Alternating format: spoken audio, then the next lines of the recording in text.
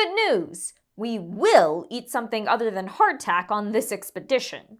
That delicious smell we noticed led us to this bakery. And there was a note from Noah Lott waiting for us. If you're reading this, you've stumbled across what is, in fact, a delectable destination, the Purposeful Pie Bakery. These innovative bakers concoct tasty textual treats, whipping up non-fiction passages with clear purposes. I'm too tired nowadays to haul my creaky old bones down there, so I hope you two sample some sweets in my stead. Adventurously yours, Noah Lott. Invitation accepted. While we sample these texts, we'll learn to identify an author's purpose and also explain the characteristics of those purposes.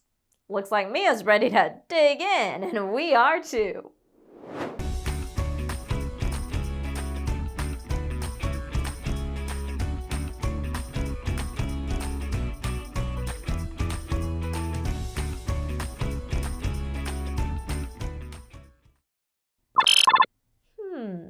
My favorite kind of pie? I mean, it depends. Ooh, pecan pie's perfect when it's cold out, but lemon pie's refreshing on summer days. And of course, you can't beat pizza pie for Saturday night.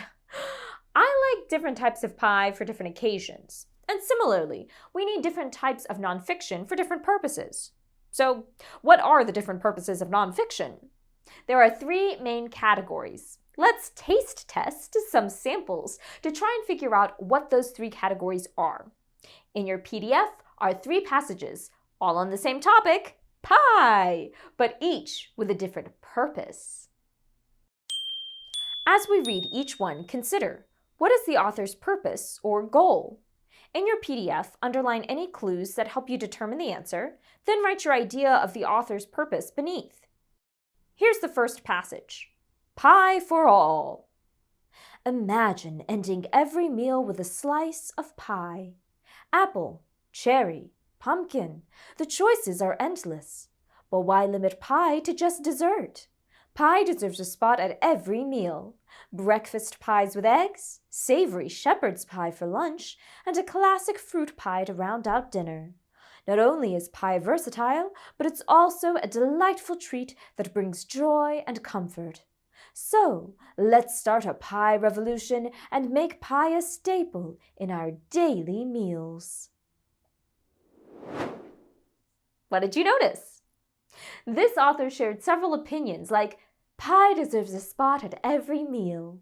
They also ended by asking us to join them, saying we should start a pie revolution. This author's purpose is to persuade us to eat more pie.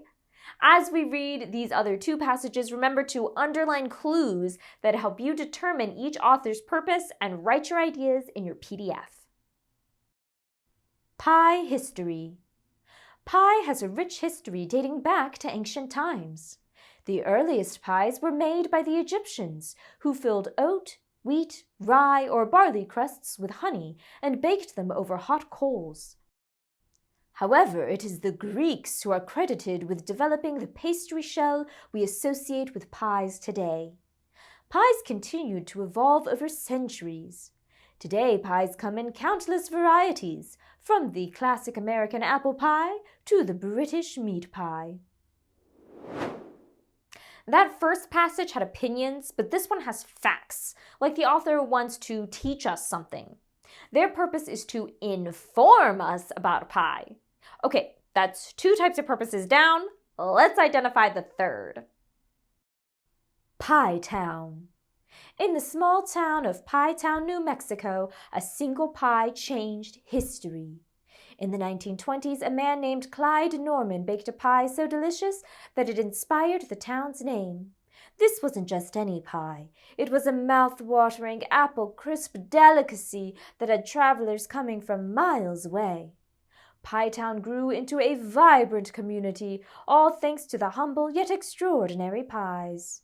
To this day, Pie Town is a testament to how a simple dish can leave a lasting legacy in history. that passage also had a lot of facts, just like the one before. So, how was it different? Well, rather than trying to teach us something, the author told us a story with a beginning, middle, and end. They also used descriptive language that made me hungry. Their purpose was to entertain us. Based on the author's purpose, we can categorize nonfiction as persuasive, informative, or entertaining. It's easy as pie. Identifying an author's purpose helps us choose texts that suit our needs. For example, if you're trying to learn how to make a pie, you don't want to read a funny story about pie. Identifying an author's purpose also helps us understand what we read and improve our own writing. Now that our taste test revealed the 3 types of author's purpose, let's figure out the recipe or characteristics of each one.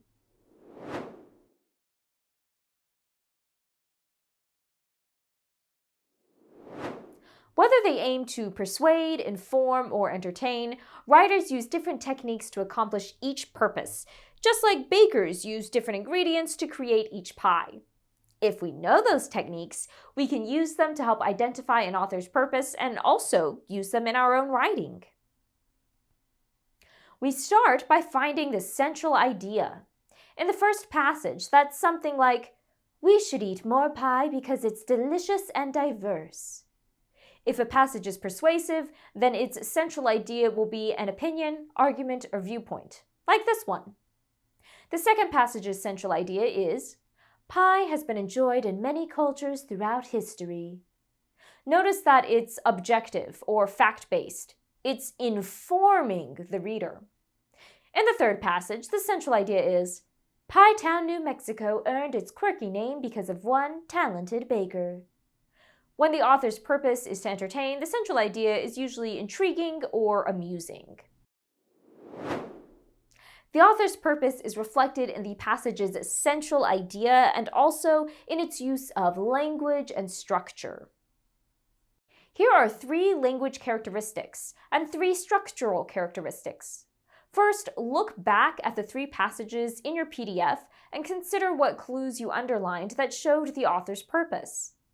Next, use those clues to help you match each characteristic to its author's purpose by writing P for persuasive, I for informative, or E for entertaining in the box beside it. Pause to work in your PDF and resume to check.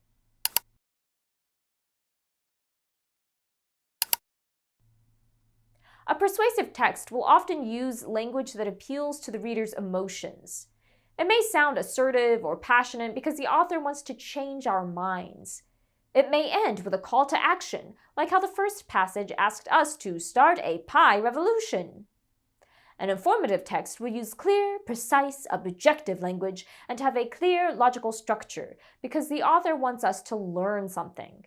For example, the second passage went in chronological order to teach us about history. An entertaining passage may use descriptive language to capture our imaginations. It might be playful, humorous, or emotional, depending on the topic. It may be structured like a narrative because stories are entertaining. We noticed those characteristics in the third passage. Pies can have more than one flavor, like chocolate chips on pumpkin pie or pineapple on pizza. In the same way, an author may have more than one purpose in a text.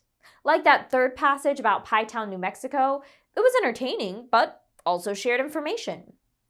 Authors will often start with something entertaining to hook the audience's attention. Or in order to persuade us, authors might also provide information. So when we discuss an author's purpose, focus on the main purpose. Speaking of pizza, I think Mia was going to... Oh, yes! I am starving. Let's have a slice and then discuss next steps.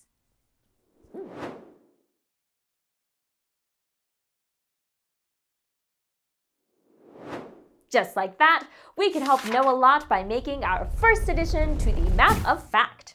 Over the next few days, you'll keep practicing your textual taste test skills by working in your PDF. When you're done, Come find us as we strike out again into the great unknown. Until then, remember, every story is a new horizon. See you next time.